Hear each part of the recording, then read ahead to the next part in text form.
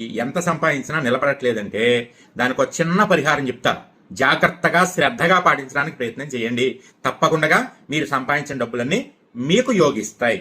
అంటే వచ్చిన డబ్బులు ఖర్చు అయిపోవడం కాకుండా మీరు అనుభవించడానికి అవకాశం ఉంటుంది. వీలైతే కనుక అందరూ కూడా ఇంట్లో తమలపాకు తీగని పెంచుకోండి. ఎలా పెంచుకోవాలో తెలుసా? ఇంటి ద్వారబంధం మనం మామిడి తోరణం కట్టినట్టుగా ద్వారబంధానికి తమలపాకు తీగ పాకేసేయచ్చు, ఇబ్బంది ఏం లేదు. అదే తమలపాకు తీగ నుంచి రోజు ఒక తమలపాకును కోసి కాస్త గంగా సింధూరంతో శ్రీరామ అని దాని మీద రాస్తే, గంగా సింధూరం అంటే తెలుసు కదా, ఆంజనేయ స్వామి బొట్టు రంగునే వేసుకుని చొక్కా కలర్లో ఉంటుంది. ఆ బొట్టు చక్కగా దాంతో రాసి ఆంజనేయ స్వామి వారి ఫోటో దగ్గర పెట్టి ఓం హరిమర్కట మర్కటాయ నమః అనేటటువంటి నామాన్ని వీలైనన్ని సార్లు చదువుకోండి.